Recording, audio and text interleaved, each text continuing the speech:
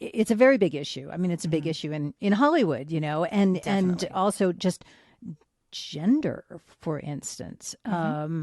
So I remember, in my 30s, I did some voice talent coaching and went on some auditions. I mean, I never took it seriously the way you have.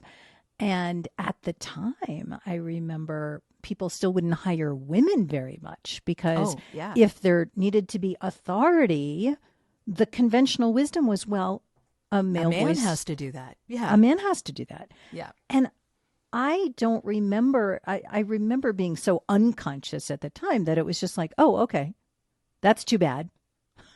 Well, luckily, I assume, I mean, has that changed in the voice It talent definitely business? has changed. Yeah, there are more women doing promo. There are more women. When I say promo, I mean like announcing TV, on the TV, on the channels, saying what show is coming up, et cetera, et cetera. Like you would never, years ago, you wouldn't hear women doing that at all. And now Wow. they are. Yeah. So I mean, it depends on the network. Generally, you have a feel of a voice for a feel of a network, right? So you kind of that goes hand in hand. That's a lot like audio branding, right? Yeah. But they never would hire women for trailers. And, anything healthcare related, normally it was like they wanted the doctor voice, right? They didn't want the nurse voice. Right. And the doctor right? voice, doctor voice was defined as like a middle-aged white man or older, Exactly. right? Yes, Marcus exactly. Welby back in my Yes. mother's day. Yes. Yeah. Yeah. Or car commercials. Like you would never hear a woman on a car commercial. And now that happens all the time. Not as much as we would wish, Right. but it Right. does happen a lot more often than it used to.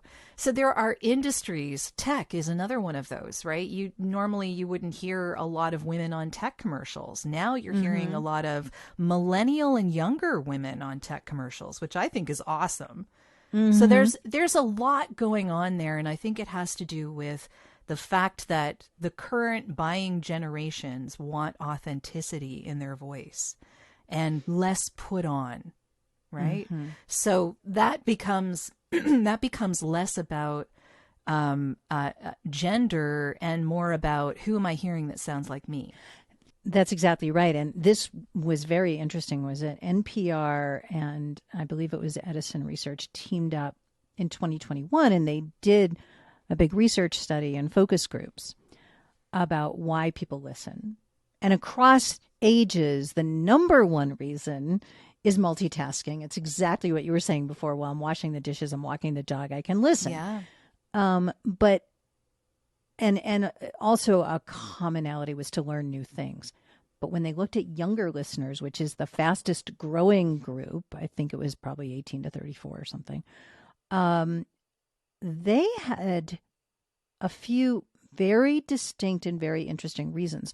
One was to get fresh perspectives that I can't find anywhere else. Well, what does that mean? Does that mean maybe it means I'm finally getting this, perspective of what it's like to be a Latinx professional in the corporate world and how hard that is? Well, that's a perspective I'm not hearing somewhere else. I'm not really sure. I mean, there's a lot of it's very segmented, right? You can hear, well, I'm hearing all about how sci-fi novels are written just because I'm a sci-fi fan, So the fresh perspective, a sense of belonging. There's a sense of I'm in the community with you. It's that with part, and I feel seen. Someone understands who I am. That is They so sound important. like me. They talk about what I'm interested in.